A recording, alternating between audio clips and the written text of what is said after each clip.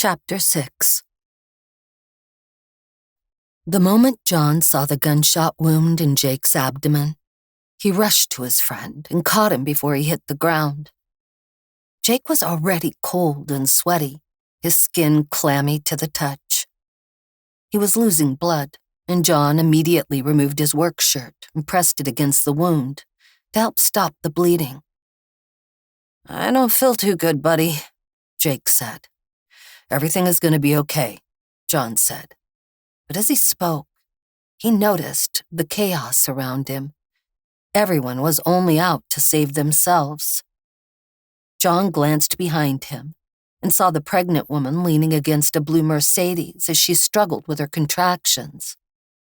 He couldn't leave her here, but couldn't carry her into the city. It was nearly impossible. But John had never shied away from a challenge or left somebody who needed help. "Hang on," John said. John rushed back to the truck, which was totaled, but all his survival gear was still inside. He ripped open the driver's door and reached for the hidden compartment beneath.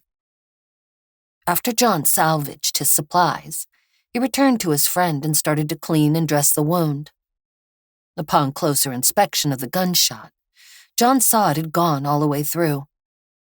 "The bullet is not inside of you," John said. "That's a good thing." "It doesn't feel like a good thing," Jake said. "It's good that you still have your sense of humor," John said. "I'm going to clean the wound and then get you stitched up, and then we need to move. This is going to sting." Jake screamed when John poured the antiseptic over the wound. "It feels like my heart is going to pop out of my chest," Jake said. John checked Jake's pulse and felt it racing, but there was little he could do. All that mattered was stitching up the wound and getting Jake stabilized enough to where they could move him. Jake swore and grunted as John stitched up the bullet hole. "I don't think I've heard you swear like that since your divorce," John said. "Yeah, well, the divorce was more painful than this," Jake said. "Almost done," John said. John finished the stitch work, which was ugly, but the bleeding had stopped.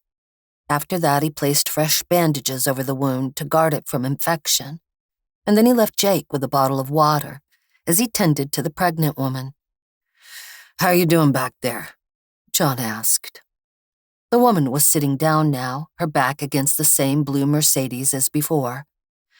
"I don't know how much longer I'm gonna last," she said. "I feel like he's gonna come any minute now." "I need to see how far along you are and if you're dilated," John said. "That requires me being slightly invasive." John didn't know how else to say it without appearing perverted, but he decided that keeping it professional and clinical was the best course of action. "Okay," she said. Both of Maggie's pregnancies were home births, so John knew a little about the process. "Okay, it looks like you're only about 2 or 3 centimeters dilated," John said. "The good news is that you still have some time before the baby will come. The bad news is your contractions are only going to get worse." "Great," she said. "What's your name?" John asked. "Pam," she answered. "Okay, Pam, we need to get you to the hospital as quickly as possible," John said. Pam shook her head. "I can't even stand up. I don't think I'm going to make it." "Pam, listen to me," John said. "If you want your baby to survive, you must get on your feet. I'm not leaving you. I'll be there to help you every step of the way, but we need to move now." The mention of her baby's life prompted Pam to find an inner strength she didn't know she had, and forced herself to stand. "How far is the hospital?" Pam asked. "Best if you don't know," John said. "Great," Pam replied. Now that John was confident Pam would make it, he needed to figure out how to get Jake to the hospital because he doubted his friend would make it. "Can you walk?" John asked. Jake had always been a prideful man, so he nodded when he saw Pam, who was in active labor, walking toward them. But when John helped Jake to his feet, he couldn't stand up straight. He was forced to hunch as he hobbled forward and gained momentum. "I've got this," Jake said. Once everyone was on their feet, John guided them down the highway toward the city, joining the masses who wandered aimlessly. John wanted to warn all of them, to tell them it was a mistake to go into the city, but he didn't have time for that. He was only headed into that chaos to get his wife and son. Once he had both of them, he'd be gone. When they neared the city limits, it was clear that insanity had taken control of Cincinnati. Stores had been looted, cars lit on fire and overturned. What little order had been holding society together had vanished the moment the power turned off. It was unlike anything John had seen before, and anything he'd see again. They were witnessing the collapse of society. "Come on," John said, steering Jake and Pam through the madness.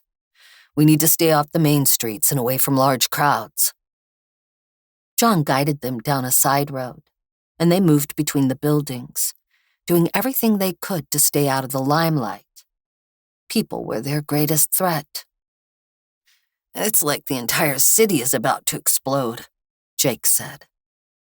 A few other people traveled the back streets, rushing past them in opposite directions, or hurrying past them to wherever they were going.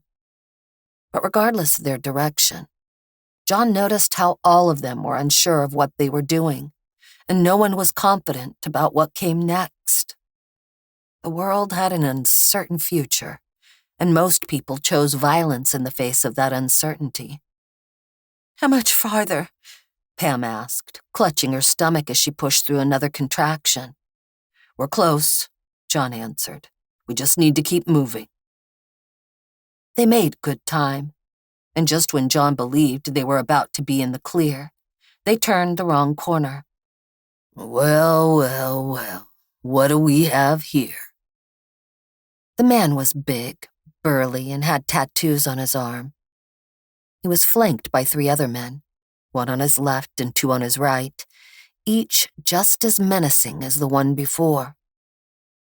"We don't want any trouble," John said, knowing that Jake and Pam were vulnerable in their current condition. "Well, you found it anyway," the man said. The 4 of them were blocking the alleyway, and when John glanced behind him, he saw the chaos on the streets. It wasn't ideal to backtrack, but he wouldn't put Pam and Jake's lives at risk. John glanced at Pam and kept his voice low. "Turn around and find a place to hide. Move as fast as you can. I'll find you." Pam nodded, clearly frightened, but propelled by the desire to keep her unborn child alive. "Where do you think you're going, sweetheart?" the leader asked. "She's not your concern," Jake replied. John wished Jake would have kept quiet. Now wasn't the time for escalation. "She is now," the leader said. The group moved forward, and John saw the weapons in their hands. It was a mixture of baseball bats and crowbars, but John didn't see any firearms. "Wait," John said, taking 1 step back. But it would be the only ground he would give up. "I'm giving you a chance to walk away. We don't have to do this." The group of men laughed. They were high on the bloodlust of hurting people. They'd allowed the world's madness to soak into their thoughts and minds, and John didn't believe he could say anything to get them to stop. But he had to try.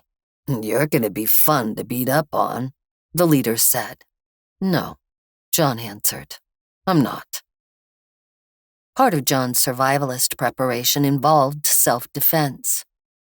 He had never learned how to fight to hurt people, only to defend himself and others. John didn't want bloodshed, but these men had forced his hand. John never let any of them even get close to him and Jake. He removed his pistol and aimed at the leader, firing only once. The bullet struck the man in the chest, dead center, and he died instantly. The moment their leader dropped to the ground, John held his position. The others looked at their fallen leader and then at each other. It was clear that none of them had expected John to shoot. They had thought he was soft. He wasn't. But he wasn't a killer either. "Go," John said, growling his final warning. The others hesitated a moment, but the second that one of them retreated, the others did the same. Once they were long gone, John lowered the weapon and released a shaky breath. "You should have killed them all," Jake said. Maybe Jake was right. But it took all of John's strength to take one life. He didn't want to take any more. "I'll find Pam," John said. "Stay here." John walked away before Jake protested. But once his back turned, he glanced down at his hand and saw it trembling. The thought had not crossed his mind for 40 years, and he had never killed anyone. He became a farmer because he wanted to feed people, to keep them alive. And now he had blood on his hands, and he feared it would never wash off. John eventually found Pam hiding down another intersection of an alleyway, and he helped her up off the ground. "The contractions are getting longer," Pam said, worried. "We're close," John said. It was a bit of fudging the truth, but it was for the best. He needed to keep everyone's spirits up. With so much crumbling around them, it was easy to lose hope, especially given how much pain they were all in. Pam and Jake nearly collapsed into tears when they finally reached the hospital, both from relief and the state of the facility, which was completely overrun. And while John was concerned with ensuring his friends received help, he had also come here to find his wife and son. John pushed through the dense crowd, forcing a path for Jake and Pam until they finally reached the front desk, which was no longer operating. "We need to find someone to help," John said. "Get someone for Pam first," Jake said. "I'll be all right." John nodded and then helped his friends sit down. "I'll be back." The madhouse of the hospital was chaos incarnate. Everywhere John looked, people were bleeding, crying, dying, or all three. He had never seen anything like it in all his years. It was like the entire city had been bombed. But while John didn't know who had set off the EMP, it was clear the destruction had been caused by the masses. Everybody had panicked, and society had spiraled out of control. John grabbed hold of the nearest nurse. "I need your help. I have a pregnant lady in the lobby who's about to give birth." "Where is she?" the nurse asked. John guided the nurse back to the front lobby, ensuring she didn't get distracted. Thankfully, no one stopped them, and when Pam saw help arrive, she burst into tears. "Thank you," Pam said, as the nurse guided her away. "Thank you so much."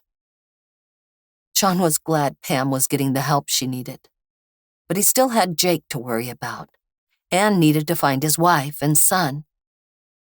"Did you see Maggie or Blake?" Jake asked. "No," John answered, standing in the center of the madness. People rushed around him like pouring water breaking on a rock. "It's going to be impossible to find them here." "Just start yelling," Jake said. "Good as plan as any," John said. "Maggie! Blake!" But no matter how loud John shouted, he couldn't break above the noise of the ER room. There was nothing he could do to make this easier for all of them, and when Jake started to cough and wince, John returned to help his friend. "God, something's not right," Jake said, wincing. "Let's take a look at the bandage," John said. But when John pulled up Jake's shirt, he saw a massive bulge around the wound the size of an apple. "That doesn't look good," Jake said. "No, it's not," John said, realizing that the wound was most likely creating a blood sac, which would need to be drained quickly. "Hang on, I'll be back." "Yep, not going anywhere," Jake said. John rushed through the hospital again to search for a nurse. But then John came across a familiar face. "Darlene!" John shouted. Darlene was hunched over a clipboard. staring at it with intensity, and it took her a moment to look up to see John nearby. And then it clicked for her. "John, what are you doing here?" Darlene asked. "Blake broke his arm and Maggie told me she was coming here," John said. "Where are they?" I don't know," Darlene said, flabbergasted. "They were here, but then I lost them." "Where was the last time you saw them?" John asked. It was evident that Darlene had a lot on her plate, but John didn't take no for an answer. "Darlene, please," John said. "I need to find them." Darlene finally nodded, and John followed her through the hallways, closer to the ER lobby where they entered. "The operating room was there," Darlene said. "Blake passed out when they set his bone." John figured the power must have already been out when they had worked on Blake's arm. He couldn't imagine how difficult that must have been for his son to go through, and for Maggie to watch. I don't know where they went after that," Darlene said. "It's okay, thank you," John said. "And Jake's here, he needs help." "Jake?" Darlene asked, showing the first sign of surprise. "Well, what happened?" "He was shot on the way over," John answered. "I stitched up the wound, but I think he has some internal bleeding." John managed to get Darlene over to Jake to help him. He'd always believed that Darlene had a crush on Jake, and he hoped to take advantage of it for Jake's sake. Once Jake was in good hands, he continued his search for Maggie and Blake, shouting their names, checking in rooms, and searching high and low to find them. But John's ears perked up at a familiar voice among the chaos and cries. It was faint and muffled, almost like it was behind closed doors. John followed the noise to a room down a darkened hallway and opened the door to find his son sitting in a wheelchair with a cast on his arm, and a man sitting in a chair next to him with blood over his chest and stomach. "Blake," John said, rushing to his son and checking him over. "Are you all right?" "I don't know," Blake answered groggily. "I just woke up." "Where's your mom?" John asked. "She's not here." The answer came from the man John thought was dead nearby. He was barely clinging to life, his complexion peaked. "And if you want to find her, you need to keep me alive." Chapter 7. Sydney Carver was never happier than she was when she was out on her horse. There was something special about riding. She was connected to the horse and the world around her in a way that was incomparable to anything else. If it was possible, she'd live her entire life on horseback. She wasn't sure how the horse felt about it, though. Sydney pulled on the reins and slowed to a trot. She gently stroked the animal's neck, thanking the mare for such a fun ride. And she whinnied in response. "I know," Sydney said. "I didn't want to leave either." The stables were close, and Sydney knew it was time to get back to work. She was a senior in high school, but she was part of a special program where she could work on a local farm 3 days a week, while only attending school for 2 days. The program was part of a series of fast-track programs for kids who already knew what career path they wanted to follow after graduation. She had chosen to pursue agriculture, and after she had spoken to her parents at length about it, they had agreed the program was the best choice for her and what she wanted to accomplish. From an early age, Sydney loved the outdoors and animals, so pursuing a degree that allowed her to experience both made sense. The only uncertainty that Sydney faced was whether she wanted to go into livestock or grow plants. She had toyed with the idea of doing both, but it would be better if she specialized in one thing to produce on a large scale. But for now, that wasn't an issue, as she was able to take her time and learn every aspect of farming and agriculture she could absorb. She wished she could stay out on the farm full-time, but she still needed to finish up a few credits at her high school. Sydney couldn't wait to finish all the high school drama. There were so many things that kids her age were concerned with, and it was all superficial. She had a few close friends, but wasn't popular. But she was fine with that. It was much easier for her to stay out of the limelight because it allowed her to focus on what she wanted. She always felt at peace whenever she worked on the farm. It wasn't a feeling she was able to recreate anywhere else. Here, it was always prevalent. Except for right now. The moment Sydney rode Chestnut into the stables, it was obvious something was wrong. Everybody had stopped working and gathered at the front of the stables. She saw the owner, Clark Winsome, addressing all the workers. There was only one other high school student who was part of the program, a boy by the name of Teddy. They got along well enough, but Sydney suspected he had a crush on her. She wasn't sure if the only reason he was hanging out in this program was because of her, because he didn't know much about working a farm even after almost a year of being in the program. Or maybe he didn't like sitting in a classroom. Sydney couldn't blame him for that. Sydney tied up Chestnut, gave her a feed bag, and then approached the circle of workers. Teddy was on the outskirts of the group, and she elbowed him in the arm. "What's going on?" Sydney asked. "Everything's shut down," Teddy answered, keeping his voice quiet while Clark addressed everyone. "What do you mean everything's shut down?" Sydney asked. "Equipment, cars, power, it all shut off," Teddy answered. And then he fished out his cell phone. "Even my phone isn't working." Sydney frowned and quickly checked her mobile device. Just like Teddy's, it refused to power on. It was clear to her that nobody knew what was going on. But Sydney's parents had prepared her for something like this. She just never thought it would ever happen. "Are you okay?" Teddy asked. "Yeah," Sydney answered. And then she pushed her way through the crowd until she was face to face with Mr. Winsome. "You need to send everyone home." Clark Winsome was mid-sentence when Sydney interrupted him. "We need to figure out a way to turn the power back on so we don't lose the rest of the day." "The power isn't coming back on," Sydney said. "And our cars and phones aren't going to turn back on either." The group murmured with worry. But Mr. Winsome wasn't someone to give in to hysteria so easily. "It's just a power outage," Mr. Winsome answered.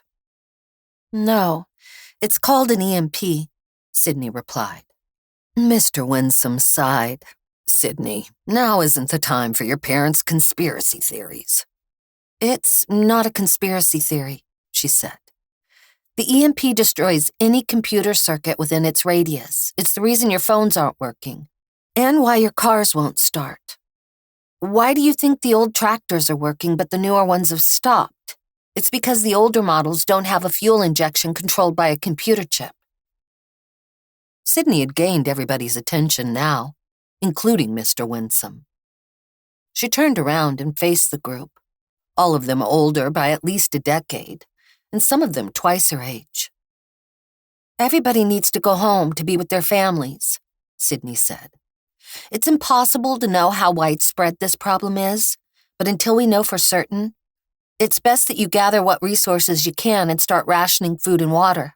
"Sydney, there is no need to cause a panic," Mr. Winsome said. "I don't want anyone to panic," Sydney said. "But I want everybody to ensure that they are as prepared as possible. The more you know what's going on, the less likely you are to panic in an unknown situation." After Sydney finished, everybody in the circle turned to Mr. Winsome. Sydney wasn't sure how he was going to respond. Despite Sydney's passion and her desire to learn, Mr. Winsome had always given her a hard time. She wasn't sure if it was because of her age, or if it was just his personality. "Okay," Mr. Winsome said.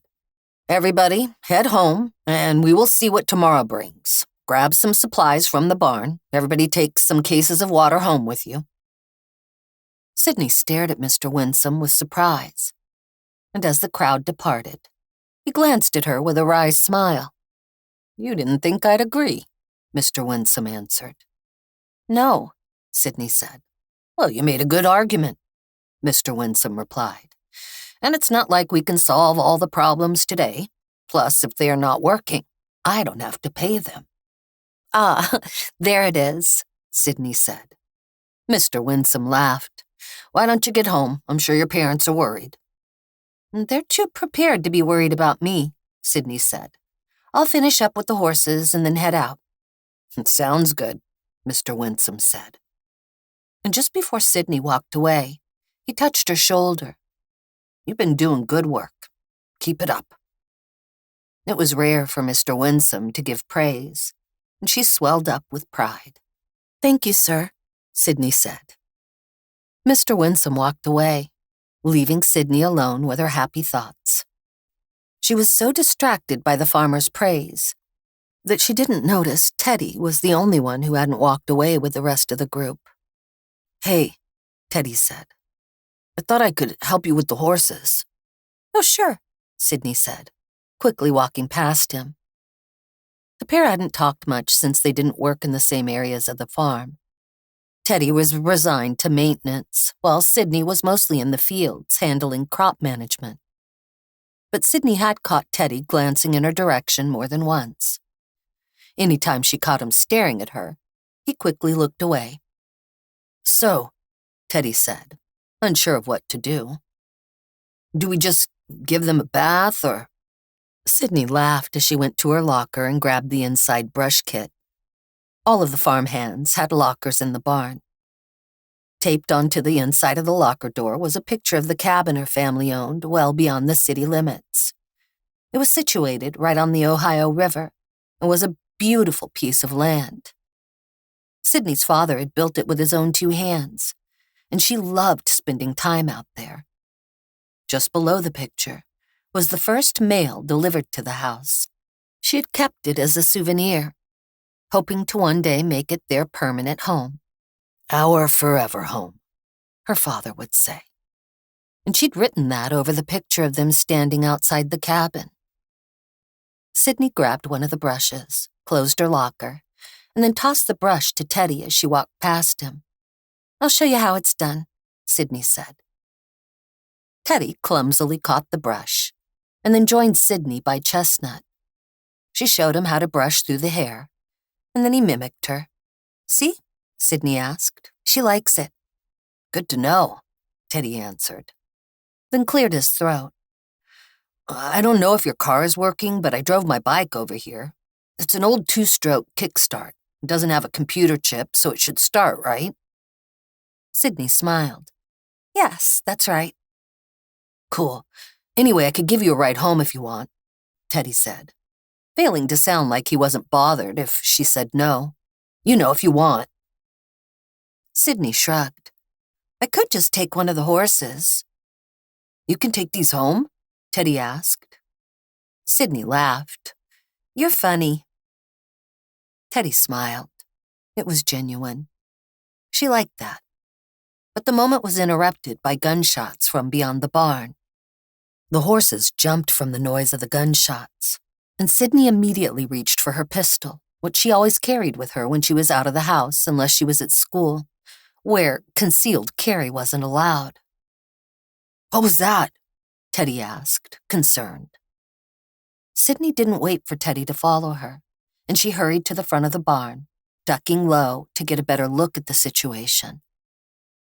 Teddy eventually joined her, and they both saw a cluster of armed men rounding up the workers, along with Mr. Winsome, before they could reach their cars.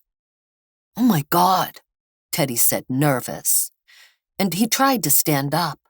Get down, Sydney said, yanking him back to the crouch position with her. We need to move. Before Teddy could reply, Sydney hurried back toward the horses, untying Chestnut, trying to calm her down. What are you doing? Teddy asked.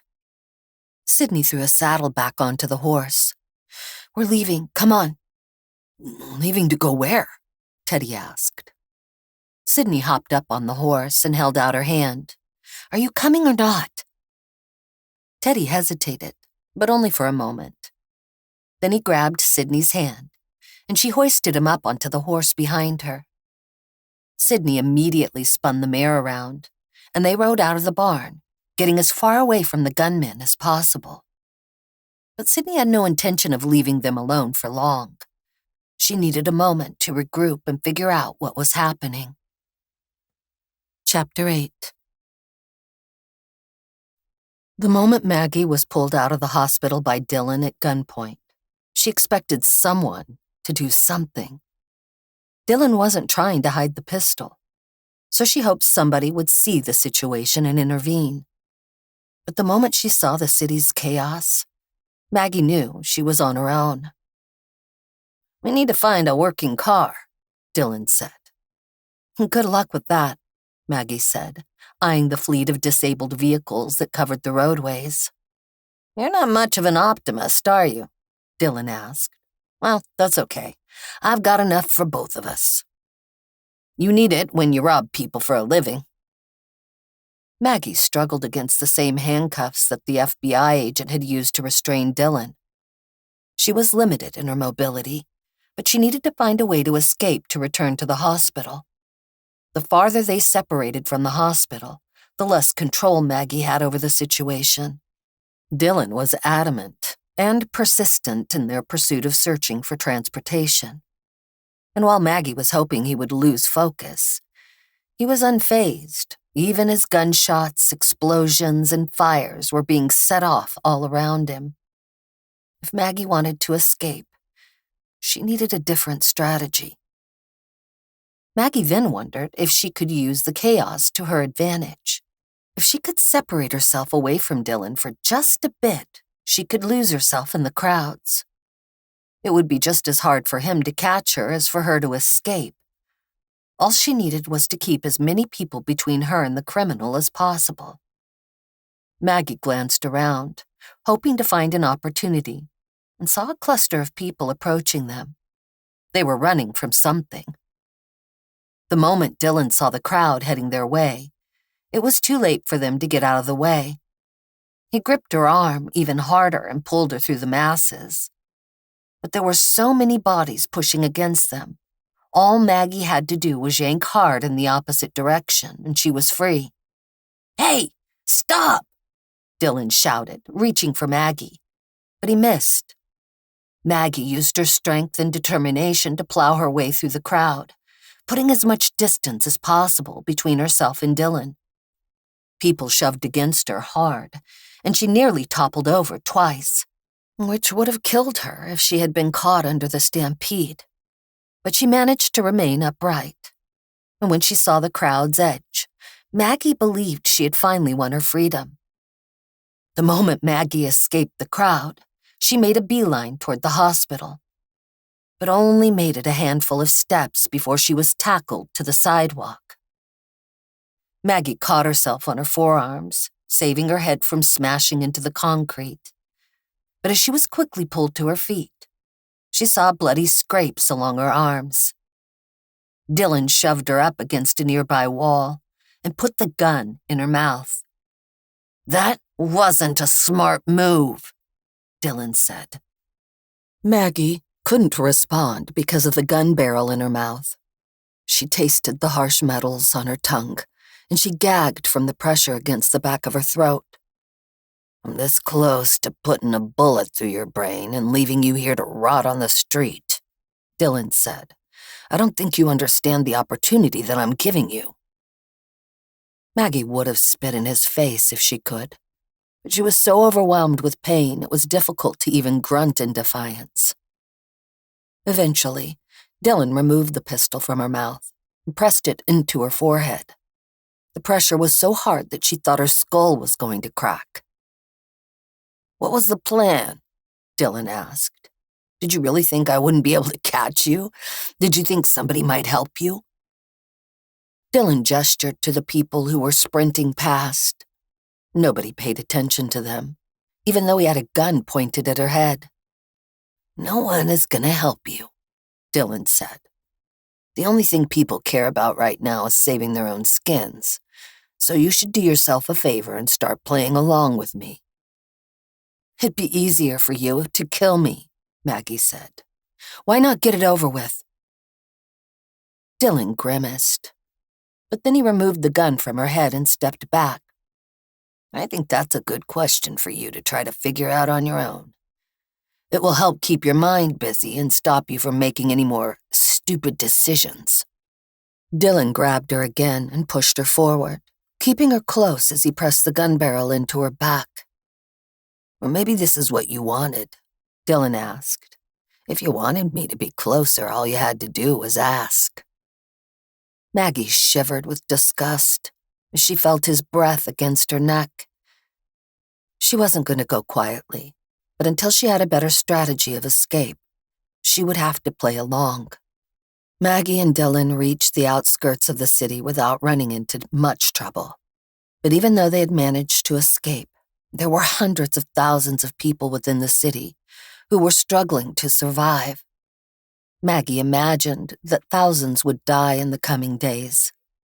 Maybe even tens of thousands, without clean water, food, and medication that so many people needed to survive. The herd would quickly thin.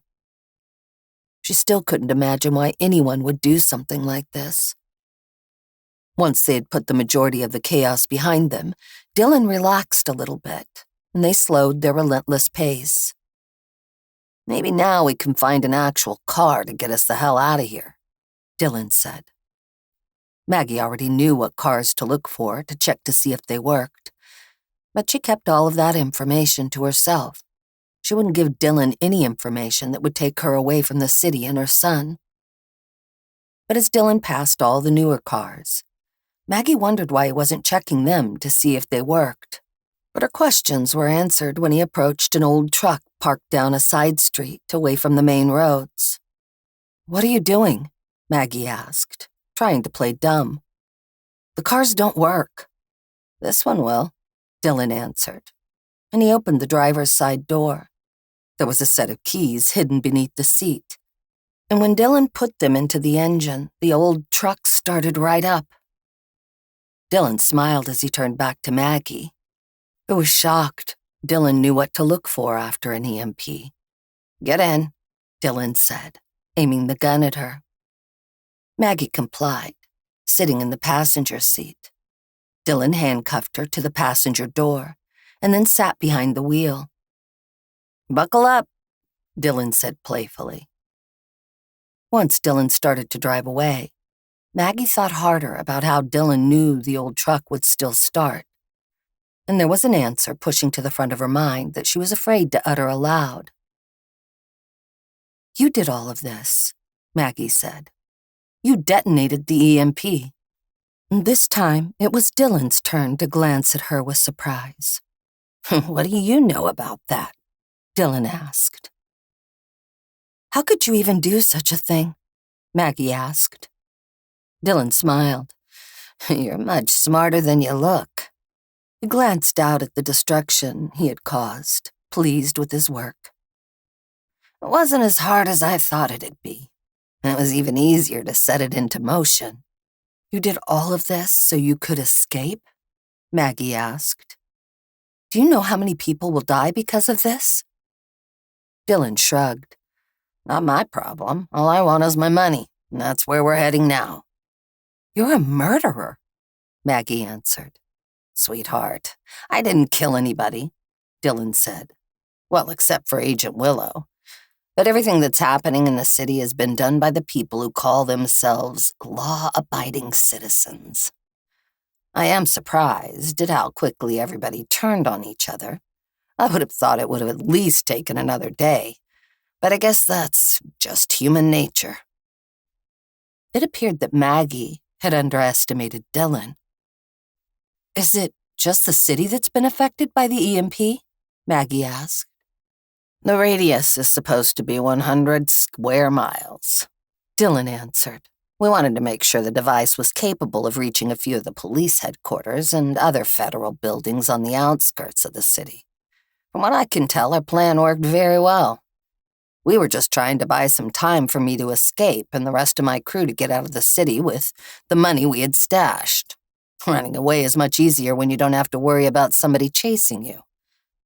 The police will be sifting through this mess for months, and I'll be long gone by then with enough money to do whatever I want for the rest of my life."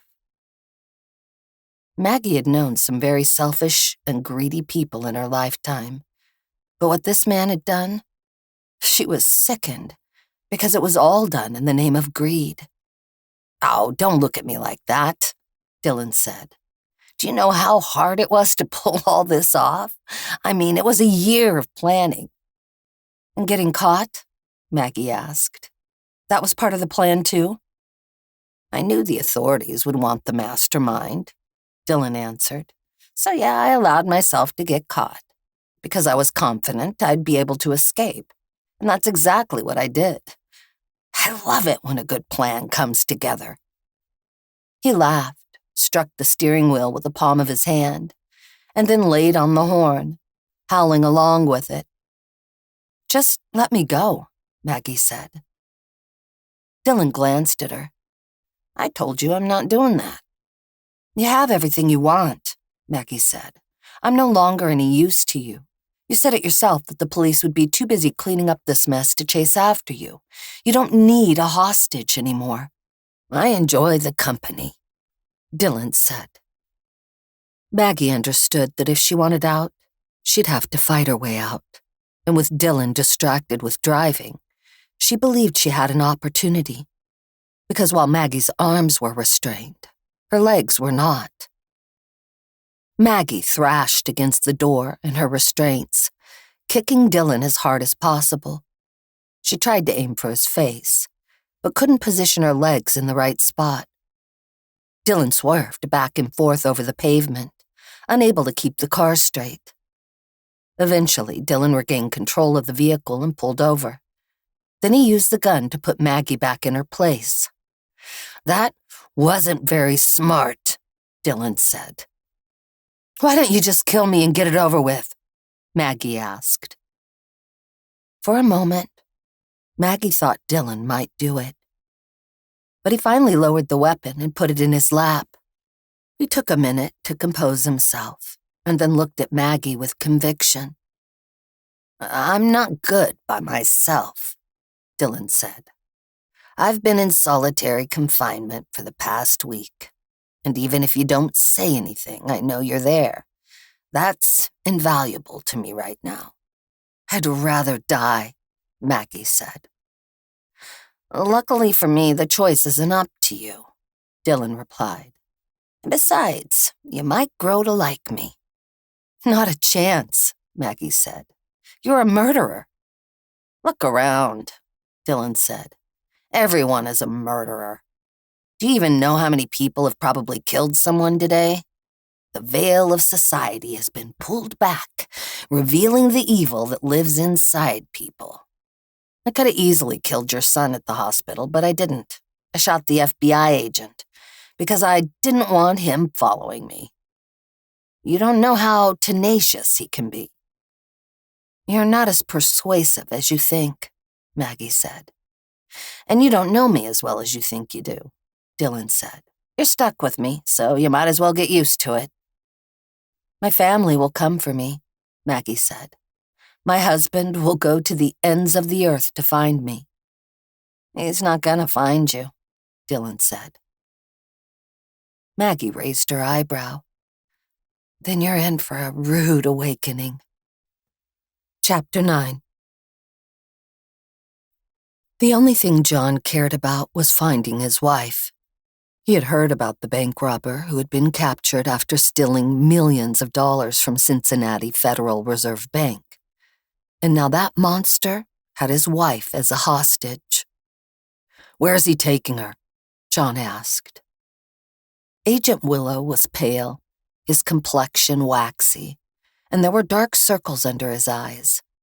The nurses had done what they could, but without surgery, John didn't think the federal agent was going to survive.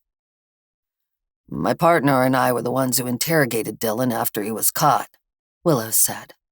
"I always thought us capturing him was too easy, but my partner said we were overestimating him. That he was only a thief, but he's much smarter than that." "How did he take my wife?" John asked. "I let down my guard," Agent Willow said. "It never should have happened, and I'm sorry. But if we hurry, we could still catch him." John raised his eyebrows and studied the 2 wounds Agent Willow had sustained. I don't think we are going anywhere, John said. I'm getting my friends and family out of here, and then I'm going to rescue my wife. Now tell me where he's going. Agent Willow shut his eyes, taking a moment to focus on his breathing. It was clear he was in severe pain. Have you seen what's going on out there? The roads are completely blocked. The only way you're going to catch up with him is with a vehicle. Agent Willow carefully reached into his pocket and then gently removed a set of keys. No car is going to be able to navigate those clogged roads, John said. I had a truck with off-road capability, but even that didn't survive. I'm not talking about a car or a truck, Agent Willow said. I'm talking about decommissioned military vehicles. The kind that can push cars out of the way to clear a path. There aren't any Army reserve bases close enough to find something like that, John said. And even if they were close, I don't think the Army would let me take one of their vehicles. Luckily for you, the FBI field office here in Cincinnati managed to get their hands on a few of them, Agent Willow said. Our office wanted to repurpose them, and since the Army was going to trash them, we decided to take them off their hands. We have 3 in the basement of the parking garage at our office. John knew the only way those vehicles would still be operational was if they had been put into production prior to the standardization of electric fuel injection. It would have made them over 50 years old. And why are you so confident they will work? John asked. Because they were retrofitted to survive an EMP, Agent Willow answered. The comment surprised John. He didn't know the FBI was concerned about EMP devices. And what would you know about that? It was Dylan, Agent Willow answered. He was the one who was responsible for detonating the EMP. He wanted to create as much chaos as possible in order to cover up his escape. John had no idea how this bank robber had managed to create and then detonate an EMP device. But if Dylan was smart enough to pull that off, then John worried about what else Dylan had planned. Get the vehicle, Agent Willow said, and then come back and pick us up so we can track this bastard down. Why don't you tell me where he is now? John asked. Because I want you to take me with you, Agent Willow answered, and I'm not giving up that leverage so easily. John wasn't in the mood to play games, but he recognized he wasn't going to be able to move Jake and Blake in their condition without a vehicle. John took the keys from Agent Willow, but looked him square in the eye. If your wheeling and dealing costs my wife her life, then you will have to answer to me. Do I make myself clear? I understand, Agent Willow answered, and then he grimaced. There is one more thing. My partner might still be back at the field office. His name is Agent Parker. If you see him, then tell him I sent you and give him this. Agent Willow painfully reached for the FBI badge inside his jacket pocket and handed it to John. Tell him to come back with you and get me, Agent Willow said. If he's not there, then there is one more thing you need to get. It's something Dylan doesn't know I have. He gestured to the keys in John's hand and pointed out a golden key. The key opens a locker in the men's changing room on the first floor of the building. Inside you'll find a box. Bring it back here. What's in the box? John asked. Just bring it back, Willow answered. If you want to save your wife, you'll bring it. John wanted more detail, but Agent Willow did not provide any further information. John simply nodded and then returned to his son to make sure he was okay. I want to go with you, Blake said. I know you do, John said, but it will be safer for you here. Don't leave me, Blake said, tugging his father's shirt. I don't want to stay here alone. You won't be alone, John said. Uncle Jake is going to be here with you. That's right, bud, Jake said. You and I, we're a team, the badass duo.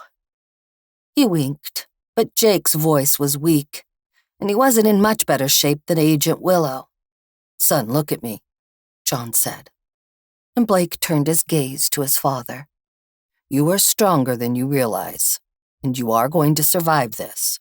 What's more, you are going to help Jake and Agent Willow stay alive." John reached around for his handgun and then placed it in his son's small hand. He had made sure Blake was familiar with the weapon, so when the time came for him to use it, he would be ready. "Do you remember what I taught you about this?" John asked. Blake dried his tears, and then he nodded. "Keep both hands on the gun. Don't place your finger on the trigger unless you're ready to pull it. And keep your arms straight but not locked when you aim." "That's right," Blake said. "And you squeeze the trigger. Don't pull it." Blake nodded nervously. John kissed his son's forehead. "You're gonna do fine," John said. "Anyone tries to hurt you, Jake or Agent Willow, you don't hesitate to use it, okay?" Blake nodded again. "I love you, bud," John said. "I love you too," Blake answered meekly. John headed toward the door and then glanced back at his son. "Stay safe." It was painful to leave his son in the hospital, knowing how frightened Blake was. But John needed to move quickly if he wanted to catch his wife. And with the city on the verge of collapse, time was of the essence. When John stepped back out into the chaos of the city, he knew it was only a matter of time before everything fell apart. Fires raged along the storefronts, which were smashed and looted.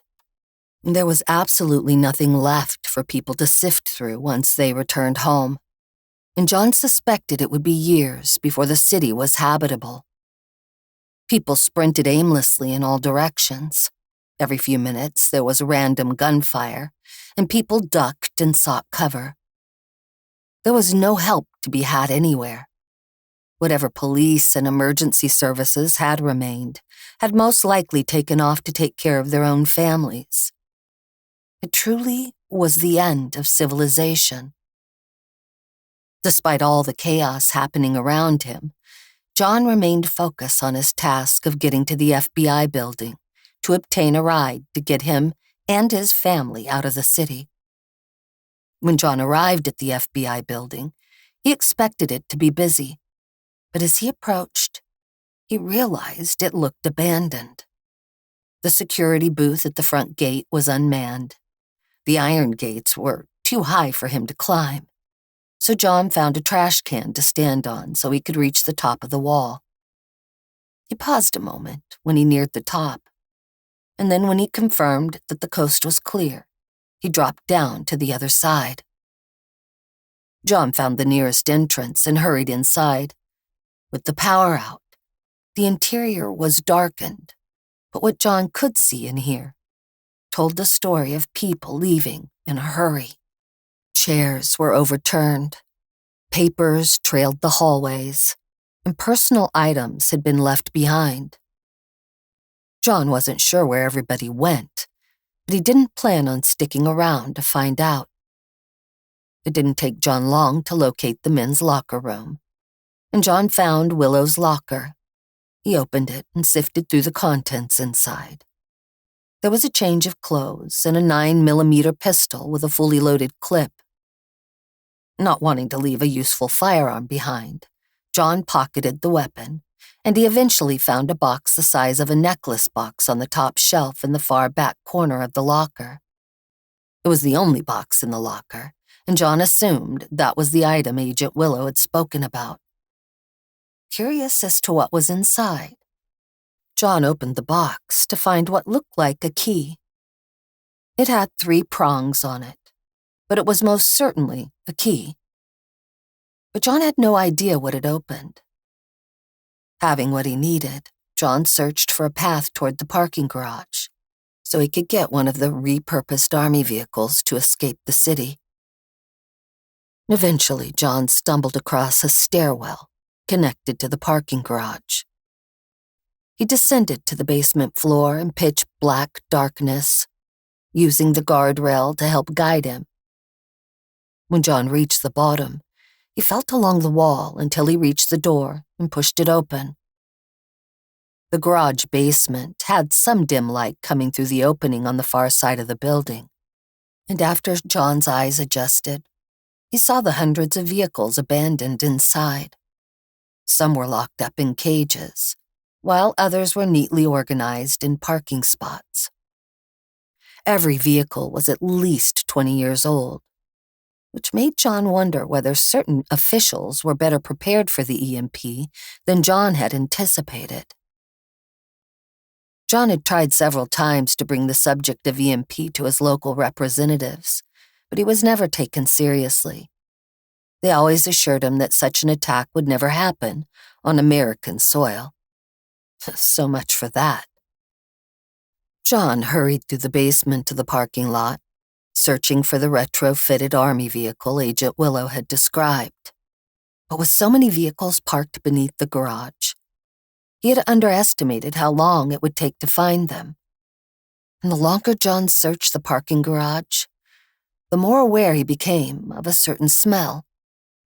It was very faint at first, but the longer he spent in the garage, the more prevalent it became. And then he realized he was smelling gas. It wasn't gasoline, but natural gas. He suddenly realized why the agents had left the building in such a hurry. With a breakdown in all the city's infrastructure, it made sense for the gas lines to be compromised. It was also probably why there had been so many explosions around the city after the EMP had started. With all the safety features disabled after the EMP, there must have been a buildup of pressure causing the explosions. John needed to get out of there sooner rather than later, so he double-timed his efforts to search for the vehicle. Eventually, John spied the vehicle Agent Willow had told him to find, but before he was able to reach it, he heard movement behind him.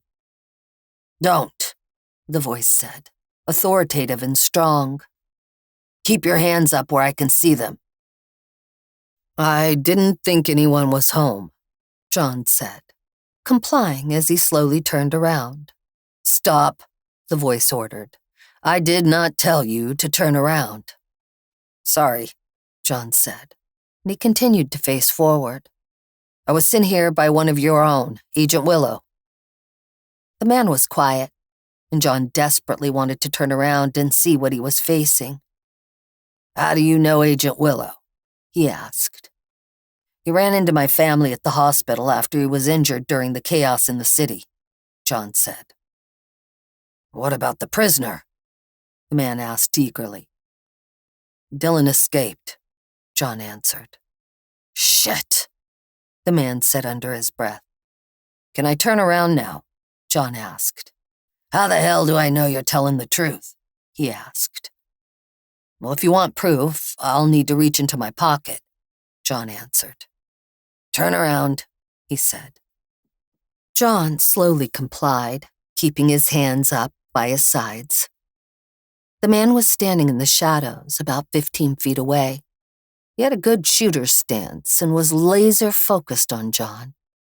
He was dressed in a suit and tie and had all the trappings of a federal agent. "I'm going to put my hand into my left pocket," John said. And then he slowly retrieved Agent Willow's FBI badge. "Why did my partner give you that?" he asked. "So you're Agent Parker," he replied, again eliciting a surprised reaction. "Well, Willow told me I might run into you here." Parker finally lowered his weapon, and John relaxed. "We should leave," Parker said. "The gas leak has made this place one lit match away from blowing up. I only stayed behind to see if Willow came back. But if Dylan escaped, then we need to find him, and there's something I need to get." Parker turned away, but when John reached for the small box in his pocket. "Do you mean this?" John asked. The moment Agent Parker saw the box, he walked over and snatched it out of John's hand. "He shouldn't have told you about this." "What is this?" John asked. "It's a key," Parker answered. "I know that, but what does it open?" John asked. "The safe," Parker answered, "with a lot of money in it." John remembered the bank robber had stolen over $100 million that was never recovered. This was the key that would open the stolen safe. "I suppose this is enough leverage to get my wife back," John said. Agent Parker frowned. "What does your wife have to do with any of this?" "The bank robber you're searching for used my wife as a hostage when he escaped from your partner's custody," John answered. "Agent Willard told me if I brought the box back to him along with one of those decommissioned army vehicles, he would tell me where the criminal was taking my wife." Agent Parker shook his head and muttered something under his breath that John couldn't hear. When he looked up at John, he had a sympathetic expression. "You shouldn't have involved you and your family in all of this. I'm sorry about what happened to your wife. But this man we've been chasing is the most dangerous criminal I've ever come across." John gestured to the chaos happening outside. "Clearly. But I'm not putting my wife's life and the life of my family in anyone else's hands but mine, and that's non-negotiable." Agent Parker was quiet, and then he slowly nodded. "I can respect that." He then glanced around. "We better get going before this place pops." "Which one of these vehicles works?" John asked. "Any old army trucks'll work," Agent Parker answered. "You sure?" John asked, knowing they didn't have time to second-guess themselves. "It'll work," Agent Parker said. Parker sat behind the wheel, and normally John would have objected, but this was Parker's turf, so he didn't fight it. But just as John opened the passenger door, the ground beneath him rumbled. "You hear that?" Agent Parker asked, stopping before he turned on the old vehicle. "It's the gas lines," John answered. And then he jumped into the vehicle. "We need to go now." Agent Parker quickly tried to start the old truck, but it wouldn't turn over. He tried repeatedly, but it refused to start. "I thought these things could survive in the EMP," Agent Parker said. "They can," John said, getting out of the vehicle, "but you still have to make sure the battery works. Pop the hood." Agent Parker did as he was told, and John checked the battery. It was old, and the connections were corroded. "Do you have a Coke?" John asked. "You're thirsty?" Agent Parker asked incredulously. "I need to clean off the battery connections," John answered. And then he looked around and found a trash can. He tore off the top and sifted through until he found a half-full soda bottle. He dumped the liquid over the connections, and the corrosion was washed away. He wiped down the connectors with his shirt and reapplied them to the battery. He flashed a thumbs up to Agent Parker. "Try it now." Parker started the old truck again, and this time it fired up. "We're good," Parker shouted. John slammed the hood down, and as he did, the building rumbled even louder. He hurried toward the passenger side door and climbed inside as Agent Parker shifted into first gear. The old army truck lunged forward, and John thrust out his arm to brace himself on the dash. "You sure you don't want me to drive?" John asked. "It's been a minute since I've driven a stick," Agent Parker said. But then he easily shifted into second and navigated the basement garage floor to the exit. The building continued to rumble as they neared the exit. The shaking was so bad that John's bones vibrated. He had never experienced trembling like this and couldn't imagine what type of pressure was building underneath them. "You need to go faster," John said, shouting. "The pedals to the floor," Parker replied, shifting down into another gear. The old truck might have been able to plow through anything on the road, but getting it up to speed was slow and arduous. "Hang on," Parker shouted as they neared the exit. Bits of the building crumbled off, pieces of rock and concrete smashing against the roof of the truck. John tightened his grip on the